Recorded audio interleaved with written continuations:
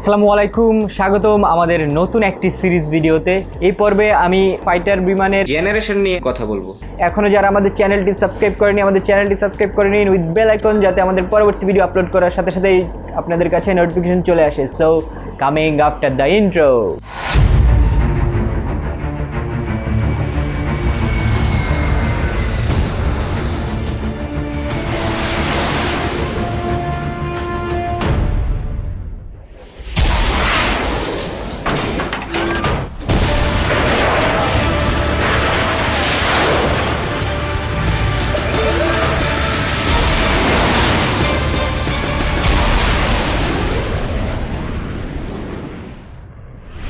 তো বিভিন্ন ধরনের আমরা শুনে থাকি যে first generation, second generation, fourth generation, বিভিন্ন জেনারেশনের ফাইটার এয়ারক্রাফট আছে।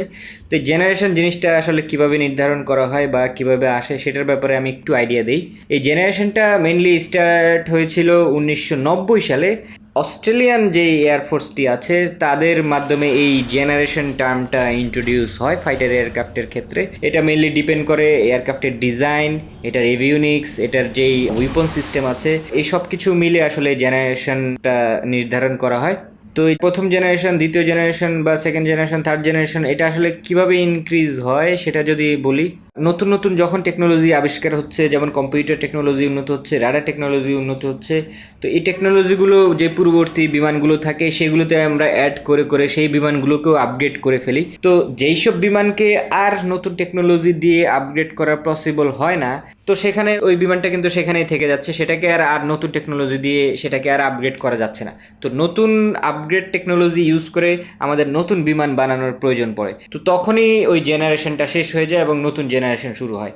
তার মানে যখন নতুন নতুন কোনো টেকনোলজি আমরা বিমানে অ্যাড করে করে বিমানটাকে আপগ্রেড করব, একটা টাইমে দেখা যাচ্ছে যে আর নতুন টেকনোলজি ওই বিমানে আর অ্যাড করা যাচ্ছে না বা আপগ্রেড করা যাচ্ছে না, তখন থেকে পরবর্তী জেনারেশন শুরু হয়। তো এভাবে আসলে জেনারেশনটা নির্ধারণ করা হয়। এভাবে প্রথম জেনারেশন, সেকেন্ড জেনারেশন, প্রথম জেনারেশনের বিমানগুলোতে এখন যেই আর্টিফিশিয়াল ইন্টেলিজেন্স টাইপের টেকনোলজিগুলো আছে এগুলো কিন্তু অ্যাড করা যাচ্ছে না। তো এটার জন্য আমাদের আবার নতুন করে নতুন ম্যানুফ্যাকচার করতে হচ্ছে বিমানগুলো। তো এভাবে আসলে জেনারেশনটা স্টার্ট হয়, এভাবে next generation, next generation, next generation, এভাবে স্টার্ট হয়।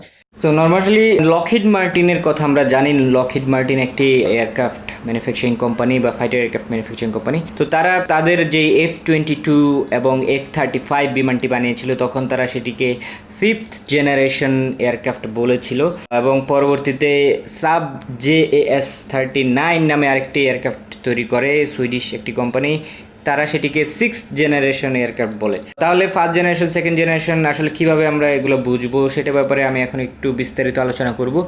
প্রথম জেনারেশন এর বিমানগুলোকে আসলে হাই সাবসনিক বিমান বলা হয়। এই বিমানগুলো হচ্ছে মেইনলি 1943 সাল থেকে 1950 সালের ভেতরে যে বিমানগুলো তৈরি হয়েছে সেগুলোকে প্রথম জেনারেশনের বিমান বলা হয়। এগুলো মেইনলি কাঠ, ফেব্রিক বা কাপড় বা কিছু মেটাল, এই ধরনের জিনিস, লাইট ওয়েট জিনিসগুলো দিয়ে তৈরি করা হয় এবং এগুলোর যেই কন্ট্রোলিং সিস্টেম আছে সেই কন্ট্রোলিং সিস্টেমটা একেবারে মেকানিক্যাল কন্ট্রোলিং সিস্টেম।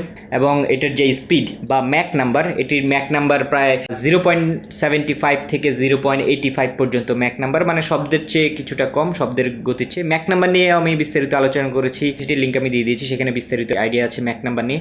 তো কিছু ফার্স্ট জেনারেশন এয়ারক্রাফটের নাম যদি আমি বলি, যেমন ME-262, এটি ফার্স্ট জেনারেশন একটি ফাইটার এয়ারক্রাফট। দেন P-80, এটিও একটি ফার্স্ট জেনারেশনের ফাইটার এয়ারক্রাফট। DH ভ্যাম্পায়ার, দেন Yak-15, MiG-9, সাব-21 আর F-84, থান্ডারজেট, এই ধরনের আরও বহুত ফার্স্ট জেনারেশনের ফাইটার এয়ারক্রাফট আছে।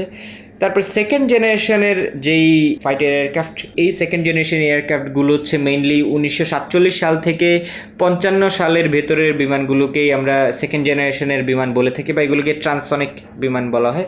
এগুলোর মেইনলি সুইফট উইংস ছিল এবং এগুলোর যেই হরিজন্টাল স্ট্যাবিলাইজারটা সেটা আবার অ্যাডজাস্ট করা যেত।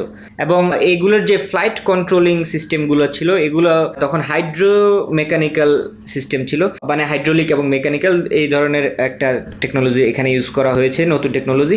এবং এগুলোর স্পিড কিছুটা বেশি ছিল, অ্যারাউন্ড ম্যাক 0.9 থেকে ম্যাক 1-এর কাছাকাছি ছিল। যেমন কিছু সেকেন্ড জেনারেশনের ফাইটার এয়ারক্রাফটের কথা যদি আমি বলি, F-86, দেন F-84, দেন MiG-15, MiG-17, এগুলো হচ্ছে সেকেন্ড জেনারেশনের ফাইটার এয়ারক্রাফট। তো তার মানে আপনারা বুঝতে পারছেন যে যখন নতুন জেনারেশন হয় তখন নতুন জেনারেশনটাতে কিছু এক্সট্রা জিনিস থাকে, কিছু এক্সট্রা নতুন টেকনোলজি থাকে এবং কিছু চেঞ্জ চলে আসে। তো আমরা থার্ড জেনারেশনের বিমানগুলো যদি কথা বলি, এগুলো হচ্ছে আর্লি সুপারসনিক বিমান বলা হয়। এগুলো 1953 সাল থেকে 1960 সালের ভিতরে এই বিমানগুলো ছিল। এগুলোর সুইফট উইং ছিল এবং টেইলসটা মুভ করা যেত, রাডার ছিল এবং এগুলোতে air to air missile system ছিল এবং থার্ড জেনারেশনের টার্বোজেট ইঞ্জিন এগুলোর সাথে অ্যাডজাস্ট করা ছিল। তো এগুলোতে আরেকটা টেকনোলজি ইউজ করা হয়েছিল, আগুমেন্টেশন টেকনোলজি। আগুমেন্টেশন টেকনোলজি নিয়ে আমরা এখন টুকটাক সবাই জানি। তো তখনকার সময় এই ফাইটার এয়ারক্রাফটগুলোতে বা থার্ড জেনারেশন যেই ফাইটার এয়ারক্রাফটগুলো ছিল এগুলোতে এই আগুমেন্টেশন টেকনোলজিটি ইউজ করা হয়েছিল। তো এই থার্ড জেনারেশনের বিমানগুলো মেইনলি এয়ার টু এয়ার অথবা এয়ার টু গ্রাউন্ড অ্যাটাকে এই বিমানগুলো ইউজ করা হয়। এগুলোর ম্যাক অ্যারাউন্ড 1.3 থাকে, যেমন MiG-19, দেন F-100, F-8, এই ধরনের বিমানগুলো হচ্ছে থার্ড জেনারেশন বিমান। তো আমরা ফোর্থ জেনারেশন বিমান যদি কিছু কথা বলি, সেগুলোকে সুপারসনিক বিমান বলা হয়। মেইনলি 1970 থেকে 1980 সাল বা 85 সালের ভিতরে ছিল। তো এই ফোর্থ জেনারেশনের যে বিমানগুলো ছিল এগুলোর অ্যারোডাইনামিক ক্যাপাসিটি বা অ্যারোডাইনামিক ডিজাইনটা অন্যান্য জেনারেশনের বিমান থেকে কিছুটা ডিফারেন্ট হয়, যেহেতু এগুলো শব্দের চেয়েও দ্রুত গতিতে চলতে পারে বা সুপারসনিক স্পিডে চলতে পারে। এই বিমানগুলোতে বিশেষ করে এয়ার টু এয়ার মিসাইল এগুলোতে ফোকাস করা হয় এবং এটার যেই ম্যানিউভারেবিলিটি আছে বা বিমানটাকে বিভিন্ন অ্যাঙ্গেলে নেওয়ার যেই সিস্টেমটা, এই জিনিসগুলোতে আসলে মেইনলি ফোকাস দেওয়া হয় ফোর্থ জেনারেশন এয়ারক্রাফটগুলোতে। এবং ওভারঅল মাল্টিরোল কম্ব্যাট এয়ারক্রাফট হিসাবে ফোর্থ জেনারেশনের এয়ারক্রাফটগুলো বেশি পরিচিত। এগুলোতে রাডার সিস্টেম টেকনোলজিটা অ্যাড করা হয়, যাতে আশেপাশের বিভিন্ন শত্রু বিমান বা বিভিন্ন জিনিস দেখা যায়। রাডার টেকনোলজিটা এই বিমানগুলোতে ইউজ করা হয়েছিল। এগুলোর ম্যাক অ্যারাউন্ড 2 উপরে হয়ে থাকে বা শব্দের চেয়ে দ্বিগুণ গতিতে এই বিমানগুলো চলতে পারে, যেমন F-15, then F-16, then FA-18, MiG-29, দেন Su-27। তো এই বিমানগুলো হচ্ছে ফোর্থ জেনারেশনের বিমান। এই ফোর্থ জেনারেশনের বিমানগুলোতে আরো কিছু বৈশিষ্ট্য আমরা লক্ষ্য করি, সেটা হচ্ছে যে এটার যে পেছনে ইঞ্জিন আছে সেই ইঞ্জিনগুলো থ্রাস্ট ভেক্টরিং টেকনোলজি ইউজ করা হয়। থ্রাস্ট ভেক্টরিং বলতে বোঝাচ্ছে যে থ্রাস্ট নজলটা আছে সেটাকে অ্যাঙ্গেলটা চেঞ্জ করা যায়। এটা আসলে বিমানের দিক পরিবর্তনের ক্ষেত্রে অনেক সাহায্য করে এবং সুপার ক্রুজ সিস্টেমটা এই বিমানগুলোতে অ্যাড করা হয় এবং এভিওনিক্স অনেক উন্নত হয়েছিল এই ফোর্থ জেনারেশনের এয়ারক্রাফটগুলোতে এবং কিছুটা স্টেলথ টেকনোলজিও এই বিমানগুলোতে ইউজ করা হয়েছে। এবং এই সময়টাতে কম্পিউটারের প্রযুক্তিটা বেশি আপগ্রেড হয়ে যাওয়ার কারণে বিমানের যে এভিওনিক্স সিস্টেমগুলো আছে বা ইলেকট্রিক সিস্টেমগুলো আছে সেগুলো আরও বেশি উন্নত হয়ে থাকে এবং পরবর্তীতে আরও উন্নত হওয়ার কারণে 4.5 জেনারেশন তৈরি হয়। তো এই 4.5 জেনারেশনের এই বিমানগুলোতে কানার্ড সিস্টেম ইউজ করা হয়। কানার্ড সিস্টেম মানে দেখতে পাচ্ছেন যে এয়ারক্রাফটের সামনের দিকে দুই পাশে মাছের কানের মতো একটা জিনিস। তো এই টেকনোলজিটাকে কানার্ড টেকনোলজি বলা হয় এবং এটি ইউজ করার আরেকটি উদ্দেশ্য হচ্ছে, পেছনে আমরা জানি যে রাডার এবং এলিভেটর থাকে, এলিভেটর দিয়ে ডানে বামে যেতে পারে। তো এই এলিভেটরের পরিবর্তে এখানে এই কানার্ড সিস্টেমটা ইউজ করা হয়। এটা নিয়ে পরবর্তীতে আমি ডিজাইনের ব্যাপারে আরও কিছু হয়তো আলোচনা করব নেক্সটে। এবং কিছু কিছু বিমানে যে উইংসটা থাকে, উইংসটা আবার চেঞ্জ করা যায়। এটাকে ভেরিয়েবল জিওমেট্রি উইংস বলা হয়। তার মানে আমরা আমাদের বিভিন্ন মিশন অনুযায়ী স্পিড অনুযায়ী এই উইংসের অ্যাঙ্গেলটাকে চেঞ্জ করতে পারবো। এই ধরনের টেকনোলজিটাও এখানে ইউজ করা হয়।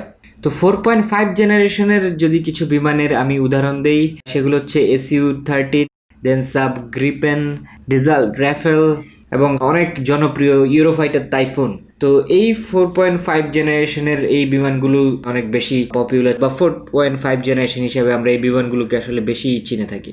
এরপরে এখন যেই বর্তমান যে জেনারেশন সেটি হচ্ছে ফিফথ জেনারেশন। এগুলোকে সুপারসনিক বিমান বলা হয়। বিশেষ করে মাল্টি রোল বিমান বা মাল্টি রোল যুদ্ধ বিমানের জন্য এই ফিফথ জেনারেশনের বিমানগুলো সবচেয়ে বেশি কার্যকরী। তো এইগুলোর ডিজাইনটাকেও কিছু চেঞ্জ করা হয়, যেহেতু শব্দের চেয়ে দ্বিগুণ গতিতে চলে এবং ফিফথ জেনারেশনের যে ইঞ্জিন আছে সেই ইঞ্জিন এগুলোতে লাগানো হয় এবং স্টেবিলিটি অগমেন্টেশন তো থাকেই এবং মিক্স গান এয়ার টু এয়ার মিসাইল থাকে এগুলোতে এবং আরও বিভিন্ন ধরনের ইনফ্রারেড সেন্সর থাকে, হেড আপ ডিসপ্লে থাকে, লেজার রেঞ্জিং বা টার্গেটিং সিস্টেম থাকে। রাডার টেকনোলজিটাও আরও সেখানে উন্নত হয়েছে, যেমন মাল্টিপল টার্গেট সিলেক্ট করতে পারে। আমরা জানি যে রাডার ট্র্যাক করলে বা অবজেক্ট ট্র্যাক করলে একটা অবজেক্ট ট্র্যাক করে, তো এখানে 2-3টা অবজেক্ট ট্র্যাক করে একসাথে লকডাউন করে তারপর শুট ডাউন করতে পারে। এবং ইলেকট্রনিক ফ্লাইট কন্ট্রোল টেকনোলজি এখানে ইউজ করা হয়েছে ম্যানুভারিং এর জন্য। এই বিমানগুলো এয়ার টু এয়ার এবং এয়ার টু গ্রাউন্ড মিশনের জন্য অনেক বেশি কার্যকরী। এবং একটা নতুন জিনিস 5th জেনারেশনের এয়ারক্রাফটগুলোতে ইউজ করা হচ্ছে, সেটা হচ্ছে যে এটার যে আফটার বার্নিং সিস্টেম আছে, এই আফটার বার্নিং ছাড়াই কিন্তু এগুলো একেবারে সুপারসনিক স্পিডে চলে যেতে পারে। আফটার বার্নিং নিয়ে আমি জেট ইঞ্জিনের ভিডিওতে বিস্তারিত বলেছি, সেই ভিডিওটি আফটার বার্নিং সম্পর্কে আপনারা জানবেন। এবং আরেকটা জিনিস যেটা 5th জেনারেশন এয়ারক্রাফটগুলোতে হাই জি সাস্টেইন করতে পারে, মানে আমরা জানি যে গ্র্যাভিটি ফোর্স বা জি ফোর্স থাকে ফাইটার এয়ারক্রাফটে। জি ফোর্স নিয়ে আমি বিস্তারিত একটি ভিডিও বানাবো এই সিরিজের মাঝখান দিক দিয়ে অথবা শেষের দিক দিয়ে। তো এই ফাইটার এয়ারক্রাফটগুলোতে ম্যাক্সিমাম জি লোড সাস্টেইন করতে পারে। তো বিভিন্ন ধরনের ডিজাইন ডেভেলপমেন্টের মাধ্যমে এই ধরনের ক্যাপাবিলিটি সম্ভব হয়েছে এই 5th জেনারেশন এয়ারক্রাফটগুলোতে। এবং আরও বিভিন্ন ধরনের air to surface, air to air bombs এবং রকেটস, বিভিন্ন ধরনের প্রিসিশন গাইডেন্স, মাল্টিফাংশন, বিভিন্ন ধরনের সিস্টেম এই 5th জেনারেশনের এয়ারক্রাফটগুলোতে ইউজ করা হয়। এগুলোর ম্যাক অ্যারাউন্ড 1.4 থেকে 2.5 পর্যন্ত হয়ে থাকে, তার মানে শব্দের চেয়ে প্রায় 2.5 গুণ জোরে এই বিমানগুলো চলতে পারে। বিশেষ করে আমি যদি লকহিড মার্টিনের F-20 র্যাপটরের কথা বলি, আমরা জানি এই বিমানটি খুব জনপ্রিয় 5th জেনারেশন এয়ারক্রাফট হিসাবে। লকহিড মার্টিনের F-35ও একটি 5th জেনারেশনের এয়ারক্রাফট। এছাড়া চেংদু J-20, এছাড়া চায়নার J-31 বা FC-31 যেটাকে বলা হয় শ্যানিয়াং FC-31, যেটা আমাদের যেই এয়ার শো আছে সেটিতে আমি দেখিয়েছিলাম এই বিমানটি। তো বিভিন্ন দেশ এই 5th জেনারেশন এয়ারক্রাফট নিয়ে কাজ করছে। এগুলো মেইনলি স্টেলথ টেকনোলজি প্লাস বিভিন্ন ধরনের নতুন নতুন টেকনোলজি এই জেনারেশনটাতে ইউজ করছে। তো এরপরে নতুন আরেকটি জেনারেশন আসছে, সেটা হচ্ছে 6th জেনারেশন। তো 6th জেনারেশনের বিমানগুলো আরও বেশি শক্তিশালী হবে এবং আরও বেশি সেটার ক্ষমতা থাকবে, এবং ইঞ্জিনগুলো বিশেষ করে হাইপারসনিক ইঞ্জিনগুলো ইউজ করবে এই 6th জেনারেশন এয়ারক্রাফটগুলোকে। এগুলো নিয়ে অলরেডি রিসার্চ চলছে এবং কিছু কিছু কান্ট্রি তারা অলরেডি এই 6th জেনারেশন এয়ারক্রাফট নিয়ে কাজ করছে। এগুলো আমরা হয়তো 2030 সাল বা 35 সালের ভিতরে আমরা এই এয়ারক্রাফটগুলো পেয়ে যাব। এই জেনারেশনটা আসলে এক এক রিসার্চাররা বা এক এক কোম্পানিরা এক একভাবে আখ্যায়িত করে থাকে বিভিন্ন স্টাইলে। তো আমি অস্ট্রেলিয়ান যেই এয়ারফোর্স আছে তাদের অনুযায়ী আমি আজকের এই জেনারেশনের স্ট্যান্ডার্ডটা বললাম। তো এক এক দেশের এই এক এক জেনারেশন স্টার্ট হয় এক এক সিস্টেমে এক এক টাইমে। তো আসলে আমি ওভারঅল যে আইডিয়াটা দিলাম সেটা হচ্ছে যে জেনারেশনটা স্টার্ট হয় আমরা যে বিমানটা এখন বানালাম, পরবর্তী টেকনোলজিগুলো যদি এই বিমানটিতে আমরা না অ্যাড করতে পারি, সেটার জন্য আমাদের নতুন বিমান যদি বানাতে হয় তাহলে আমাদের সেই নতুন জেনারেশন শুরু হয়ে গেল। তো এভাবে আসলে জেনারেশনটা ইনক্রিজ হয়। এক এক দেশের এক এক টাইমে এক এক কোম্পানির জেনারেশনগুলো ইনক্রিজ হয়েছে। কেউ 5th জেনারেশনের এয়ারক্রাফট বানাচ্ছে, কেউ 6th জেনারেশনের এয়ারক্রাফট বানাচ্ছে, কারণ তাদের আগের জেনারেশনে নতুন টেকনোলজিগুলো অ্যাড করা যাচ্ছে না, সেই কারণে আসলে এই জেনারেশনটা ইনক্রিজ হচ্ছে। তো এই হচ্ছে আমাদের আজকের ভিডিও। ওভারঅল জেনারেশন নিয়ে আমরা কথা বললাম, যে জেনারেশন কীভাবে তৈরি হয় এবং জেনারেশনের একটা আইডিয়া দিলাম। এই হচ্ছে আমাদের আজকের ভিডিও। আশা করি আপনাদের কাছে ভিডিওটি ভালো লেগেছে। যদি ভালো লেগে থাকে তাহলে অবশ্যই লাইক বাটনে ক্লিক করবেন, আর আমাদের চ্যানেলটির সাথে সংযুক্ত হয়ে থাকার জন্য সাবস্ক্রাইব বাটনে ক্লিক করবেন উইথ বেল আইকন, যাতে আমাদের পরবর্তী ও ফাইটার রিলেটেড ভিডিও আপলোড করার সাথে সাথে আপনাদের কাছে নোটিফিকেশন চলে আসে। এবং আপনারা চাইলে আমাদের ফেসবুক গ্রুপে জয়েন করতে পারেন, ফেসবুক পেজে লাইক দিতে পারেন। এছাড়া যারা এভিয়েশন বিষয়ে এডুকেশন বা গাইডলাইন চান তাদের জন্য আমাদের এভিয়ান অ্যারোস্পেস এডুকেশনের সাথে যোগাযোগ করতে পারেন। এছাড়া আপনারা অনেক দিন ধরে বলছেন যে অ্যারোনটিক্যাল ইঞ্জিনিয়ারদের লাইফস্টাইল বা আমার লাইফস্টাইল সম্পর্কে আপনারা ভিডিও বা ব্লগ ভিডিও দেখতে চান, তো সেটার জন্য আমার অন্য একটি চ্যানেল আছে নতুন, সেটা হচ্ছে এভিওরানা। সেটির লিঙ্ক আমি ডেসক্রিপশন বক্সে এবং ফার্স্ট কমেন্টে দিয়ে দিব। আর আপনারা যারা মহাকাশ এবং মহাকাশযান সম্পর্কে জানতে চান তারা আমাদের এই নতুন এক্সট্রিম কিউরিসিটি চ্যানেলটি সাবস্ক্রাইব করতে পারেন, যেখানে আপনি বিভিন্ন গ্রহ, উপগ্রহ, মহাকাশযান এবং মহাকাশযানের রহস্য সম্পর্কে জানতে পারবেন। চ্যানেলটির লিঙ্ক ডেসক্রিপশন বক্সে দিয়ে দিয়েছি। আর আমাদের পরবর্তী ভিডিও দেখার জন্য সবাইকে অগ্রিম আমন্ত্রণ। আর এছাড়া আপনারা ফিউচার ভিডিওতে কি বিষয় জানতে চান বা কোন ফাইটার এয়ারক্রাফট সম্পর্কে জানতে চান সেটা অবশ্যই আমাদেরকে কমেন্ট সেকশনে জানাবেন, এবং সর্বোচ্চ কমেন্ট যেই ফাইটার সম্পর্কে হবে সেটি নিয়ে আমরা আমাদের পরবর্তী ভিডিওগুলি তৈরি করব। ততদিন পর্যন্ত সবাই ভালো থাকবেন, সুস্থ থাকবেন। আল্লাহ হাফেজ অ্যান্ড হ্যাপি ফ্লাই।